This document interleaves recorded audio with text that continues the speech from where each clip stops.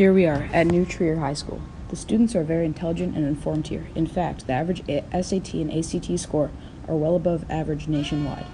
But today, I'll be testing their intelligence in a different area than education, fact-checking, specifically in today's news. In the past, I've interviewed my family, but now I chose to conduct this experiment again, but with the general public here at the New Trier High School freshman campus. What are their thoughts on the news today? Let's find out.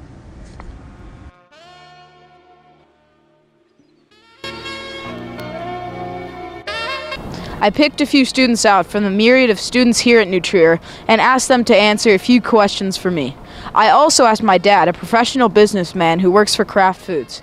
I asked them to give their input on the news that they ingest on a daily basis.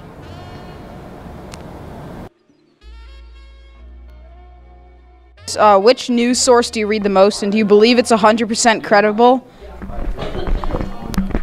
I read Daily Mail the most, and I believe that it's not credible at all. I think it's more of just like to get people interested and to have interesting stories. I don't think it's very credible, but I still read it on Snapchat and other social media sites. Okay. So, my question for you is, when you're browsing the news, what stories grab your attention? Do colorful pictures draw you in, or do you view stories just out of pure interest on the topic? Do you view only the front page, or do you look beyond what is just on the cover? I think it's a little mix of both. Sometimes the cover will entice me, but and usually that'll make me want to read the rest of the story. But I like reading stuff that interests me, because what's the point if it doesn't interest you? All right, awesome. Can you tell us your name and what you do?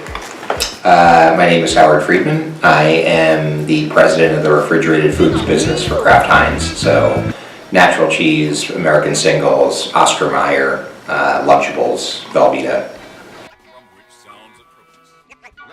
Question number 3, when you're browsing the news, what stories grab your attention? Do colorful pictures draw you in, or do you view stories just out of pure interest on the topic?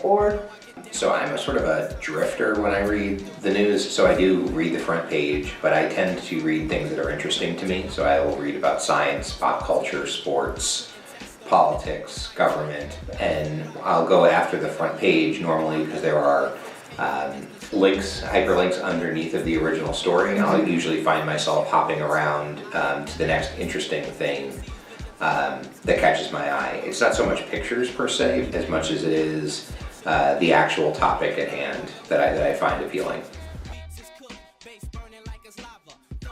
Read the news, and do you read electronic news, or do you prefer paper news?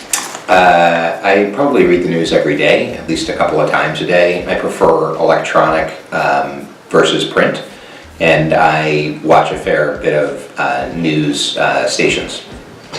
Okay. On a more serious note, in your opinion, how does the quality of the news today compare with, say, maybe 5 years ago? Has the quality gotten better or worse in your opinion? I certainly think the quality is not as good as it used to be. I think whether you say it's worse or not, but I think part of it is really being driven by the amount of resources that are being invested into the news, number one. Number two, I think the proliferation of media allows for people to create their own ecosystem so they can confirm their own beliefs.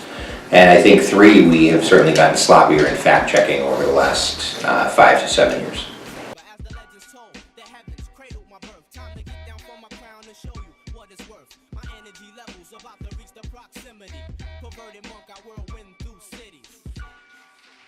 Question number 2. What do you think of the recent accusations of bias and fakeness in the news? Do you believe that those statements are true, and why do you believe, if or if not, they're true? So I certainly think that there's bias and some fakeness. I don't think that's actually a word, but we'll go with it anyway. Yeah, you know what I'm saying. I do think that there's bias and fake aspects of the news, but I think it's on all sides. I don't think it's on, the conservative or the liberal or the mainstream wings of the media, but I think it's everywhere. And I think a lot of it is you can hear it sometimes in the questions. It becomes things like, So what do you think, David? Do you think that Howard's just stupid, or is he just not very smart? Why do you think he thinks what he thinks? And that in and of itself leads the respondent to be able to answer a question the way they want to versus sticking with the facts. With these answers that I gathered, I figured out that the people at Nutria know what they're reading in the news and in today's pop culture. Also, their fact-checking skills are pretty good. Everyone has a different perspective on the news that they read, and they all are well informed on today's news and the topics that it covers. Thanks for tuning in to my show, and be sure to check out everyone else's shows as well.